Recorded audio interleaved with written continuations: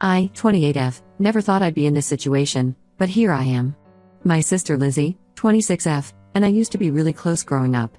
We shared a room in our small suburban home, whispering secrets late into the night and dreaming about our futures. Lizzie was always the more outgoing one, with a flair for art and music, while I was the studious type, nose always buried in a book. Despite our differences, we were inseparable. Our parents, John, 55M, and Mary, 53F, raised us to value family above all else. Dad worked long hours as a construction foreman to provide for us, while Mom juggled part-time jobs and taking care of the household.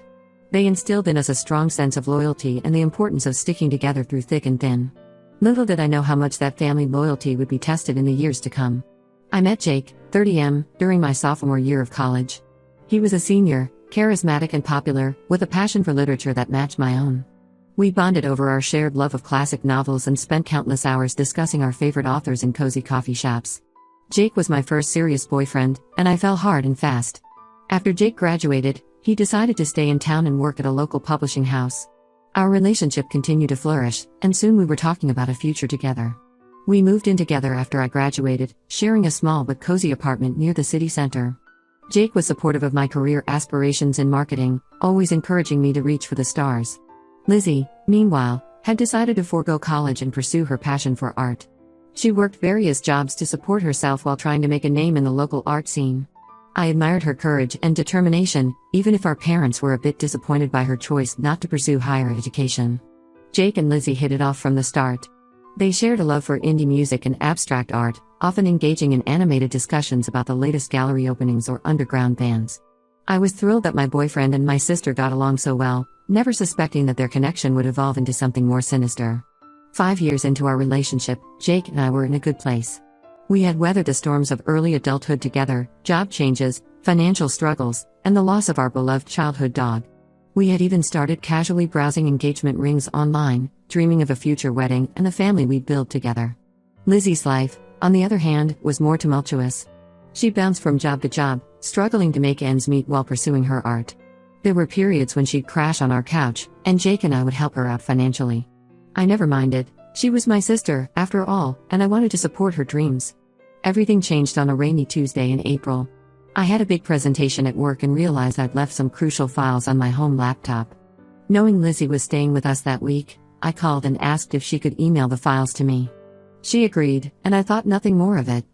Hours later, after nailing my presentation, I opened my email to find the files from Lizzie. But there was something else, an email thread that Lizzie had accidentally left open when she sent the files. My heart stopped as I read the messages between her and Jake, filled with intimate details and plans for their secret rendezvous. I felt like the ground had disappeared beneath my feet. The two people I trusted most in the world had betrayed me in the worst possible way. I left work early, my mind reeling, and confronted Jake at our apartment. He tried to downplay it at first, claiming it was just a few harmless flirtations. But as I revealed more of what I'd read, his excuses crumbled. Jake finally admitted to a 6-month affair with Lizzie. He claimed it started innocently, late-night talks when I was asleep or working late, a shared appreciation for art that evolved into something more.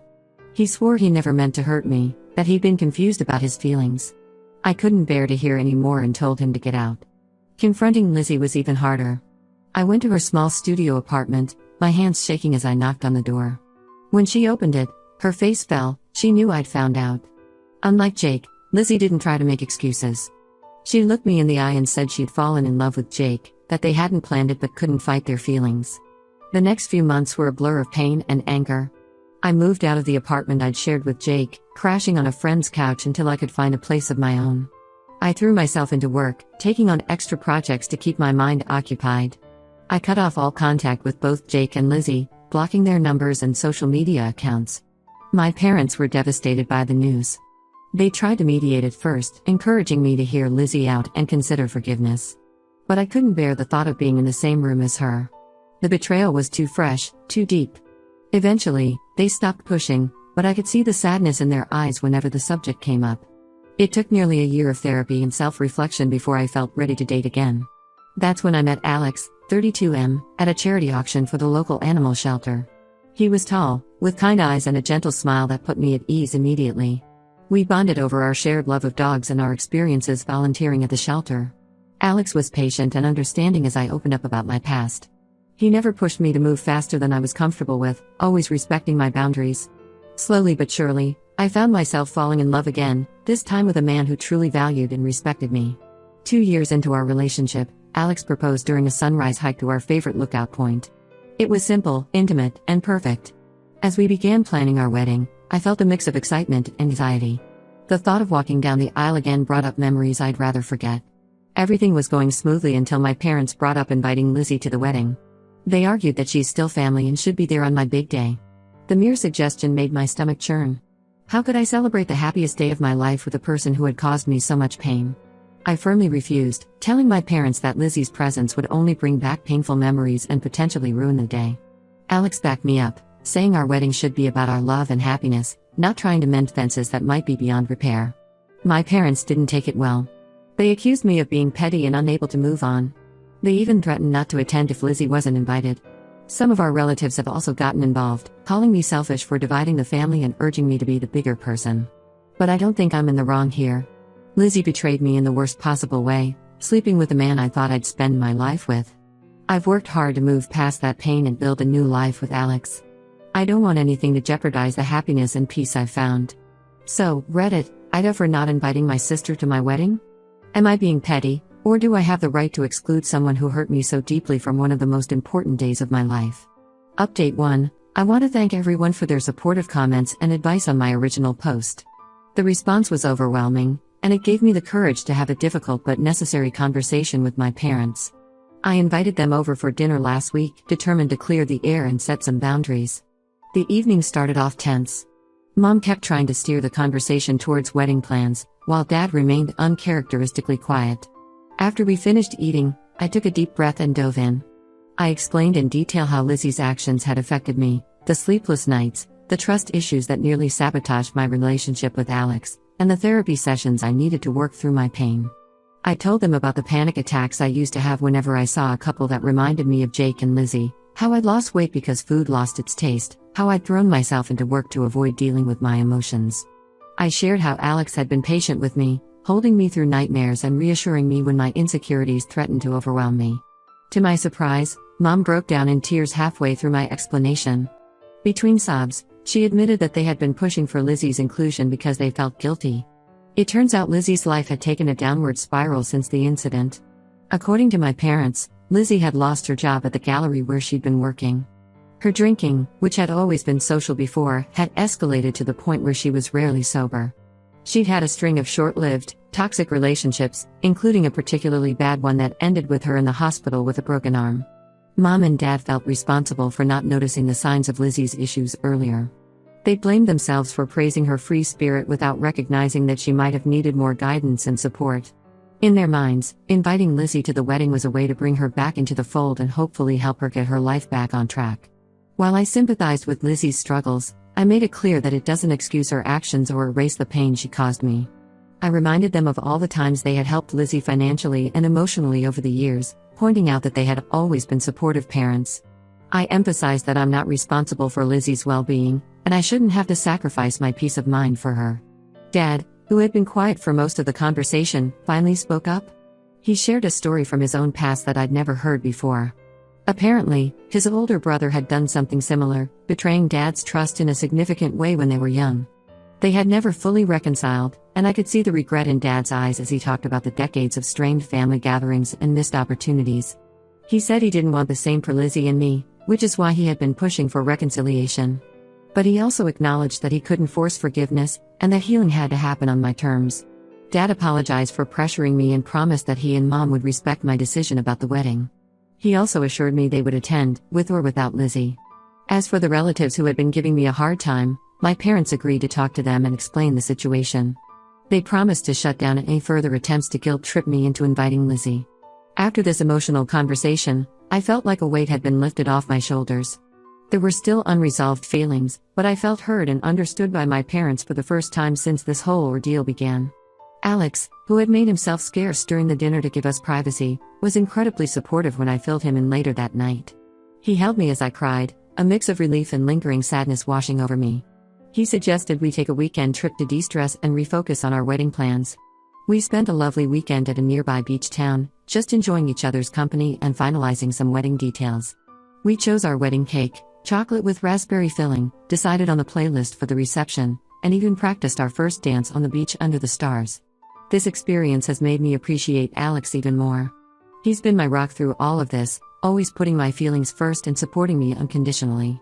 I'm more certain than ever that I'm marrying the right person. The wedding is now just 2 months away, and I'm excited to celebrate our love surrounded by people who truly support us.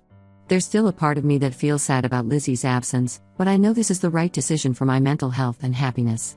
Thank you again, Reddit, for helping me stand my ground and prioritize my well-being.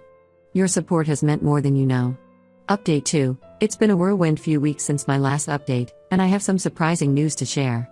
About 3 weeks ago, I received a letter from Lizzie. The envelope sat on our kitchen counter for days as I debated whether to open it or toss it in the trash. Alex, ever the voice of reason, suggested that reading it might provide some closure, even if I decided not to respond. Finally, on a quiet Sunday morning, I gathered my courage and opened the letter. It was several pages long, filled with Lizzie's familiar loopy handwriting. As I read, I could almost hear her voice in my head, bringing back memories of late-night conversations and shared secrets from our childhood. Lizzie started by acknowledging the pain she'd caused me, taking full responsibility for her actions without making excuses. She wrote about the spiral her life had taken after Jake left her, how she turned to alcohol to numb the guilt and shame. She admitted to struggling with depression, which had started long before the incident with Jake but had worsened significantly afterward. What surprised me most was her revelation about going to rehab. Apparently, she'd been in a treatment facility for the past 6 months, working on her sobriety and mental health. She wrote about the intensive therapy sessions, the group meetings, and the hard work of confronting her demons. Lizzie explained that part of her recovery process involved making amends to those she'd hurt.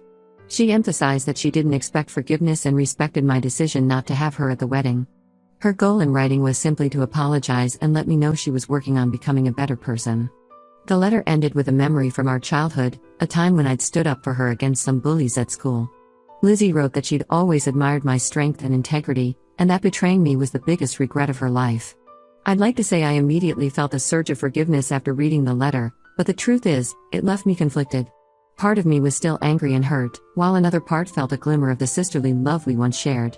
I decided to take some time to process my feelings before making any decisions. After a few days of reflection and many discussions with Alex, I agreed to meet Lizzie at a neutral location, a quiet cafe in town. Seeing her in person after 3 years was surreal.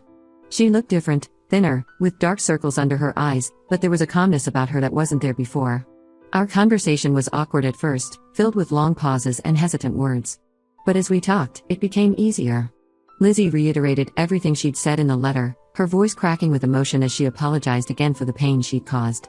She told me more about her journey to sobriety and the work she'd been doing in therapy. Lizzie even showed me a journal where she'd been writing letters to me as part of her recovery process, though she never intended to send them. Reading snippets of her raw, unfiltered thoughts from those dark days was eye-opening. I won't lie, it was an emotional meeting. We both shed tears as we talked about the past and the pain we'd both experienced. Lizzie shared that she and Jake had broken up just months after I'd caught them, their relationship crumbling under the weight of guilt and recrimination. She hadn't spoken to him since. By the end of our meeting, I felt a sense of closure I didn't know I needed. The anger that had been simmering inside me for years began to cool, replaced by a complicated mix of sadness, relief, and cautious hope. After much thought and many discussions with Alex, I've decided not to invite Lizzie to the wedding. It's too soon, and I want to focus on my special day without any added stress or emotional complications. However, I've agreed to try and rebuild our relationship slowly, starting with occasional text messages and maybe coffee meetups in the future. Lizzie understood and respected my decision. She even sent Alex and me a small gift, a beautiful hand-painted card wishing us happiness in our marriage. It was reminiscent of the card she used to make for my birthdays when we were kids, bringing back bittersweet memories. I know this journey of healing and rebuilding trust will be long and possibly difficult. There are still moments when the pain of betrayal flares up, reminding me of all we've lost. But for the first time in 3 years, I feel hopeful about having my sister back in my life someday. As for the wedding, preparations are in full swing. Alex and I are excited to celebrate our love surrounded by our closest friends and family. While Lizzie won't be there, I feel more at peace with that decision now. Our special day will be about looking forward to our future together, not dwelling on past hurts.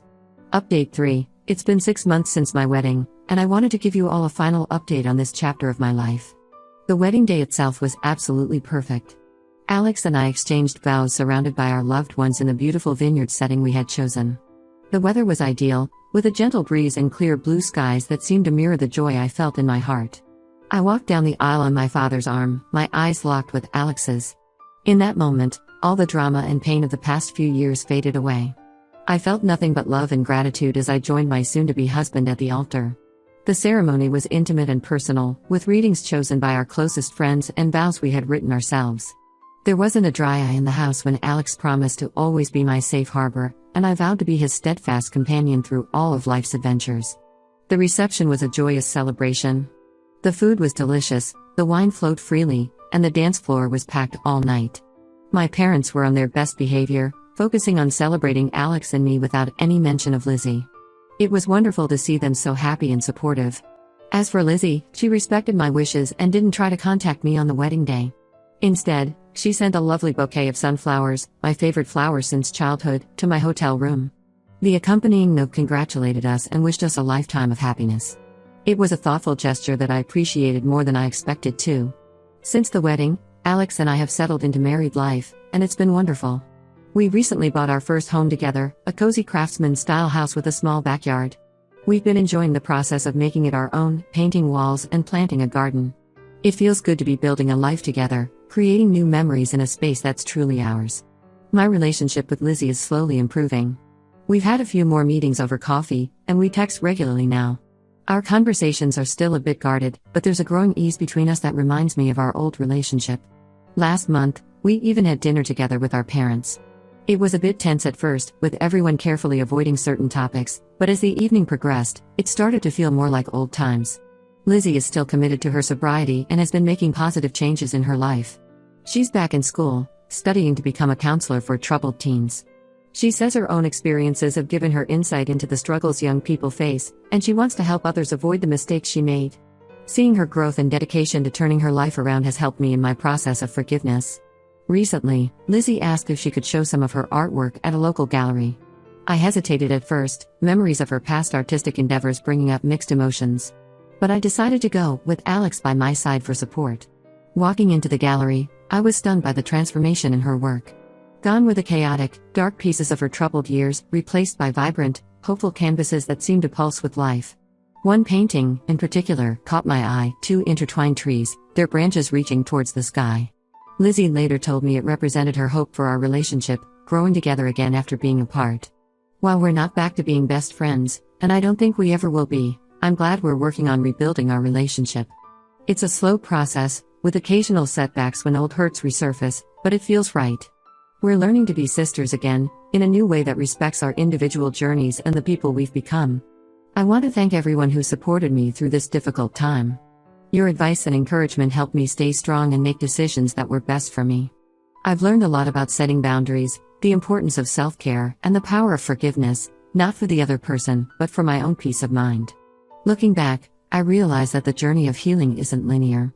There are good days and bad days, moments of progress and moments of doubt. But I'm proud of how far I've come, and I'm excited for the future ahead with Alex. To anyone going through a similar situation, remember that it's okay to prioritize your own well-being. Healing takes time, and you don't owe anyone your forgiveness until you're ready to give it. Trust your instincts, surround yourself with supportive people, and don't be afraid to seek professional help if you need it. As for me, I'm looking forward to the next chapter of my life with Alex. We're talking about starting a family soon, and the thought of becoming parents both thrills and terrifies us. Whatever challenges come our way, I know we'll face them together, stronger for having weathered this storm.